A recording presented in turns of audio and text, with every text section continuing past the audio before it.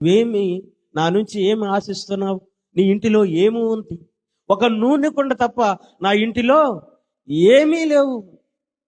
ఆమె బ్రతకటానికి లేదా జీవనోపాధికి ఏమీ లేవు. ఒక నూనె కుండ మాత్రమే ఉంది. అయితే ఆయన చెబుతున్న మాట ఏంటో తెలుసా? అయితే నీ ఇరుగు పొరుగు వారి ఇంటికి వెళ్ళి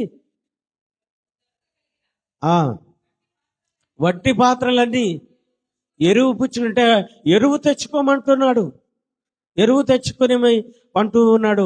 అవన్నీ కూడా ఎలా నింపబడ్డాయి? నూనెతో నింపబడ్డాయి. ఆవిడేమనుకుంది? ఈ ఒక్క కుండ వల్ల నా జీవితంలో ఏం జరుగుతుంది, ఏం అద్భుతం జరుగుతుంది అని అనుకుంది. కానీ ఎలీషా గారి వల్ల ఏం అద్భుతం జరిగింది? ఆ కుండలన్నీ కూడా నింపబడ్డాయి. మన జీవితంలో కూడా మనం అనేక మారులు అనుకుంటూ ఉంటాం. కొన్నిసార్లు ఏం చేయాలో తెలియని పరిస్థితిలో మనం ఉంటాం. కొన్నిసార్లు మన జీవితము ఏమైపోతుందో, నా అంతం ఏంటో, నా ప్రయాస ఏంటో మనం అనుకుంటున్నాం.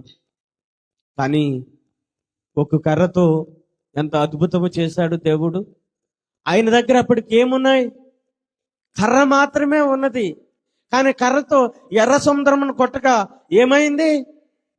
2 పాయలు అయ్యింది. ఆకాశం వైపు ఎత్తగా ఏమైంది? తెగుళ్ళన్నీ కూడా ఆగిపోయాయి. ఏముంది ఆయన చేతిలో? కర్ర మాత్రమే. ఎన్ని తెగుళ్ళు ఆగినాయి? కాబట్టి మనం ఆలోచన చేస్తే మన చేతిలో ఏమున్నది అనే దానికంటే దేవుడు మనలను ఎలా ఆశీర్వదించగలడు అనే దానిని మనము ఆలోచన చేయాలి.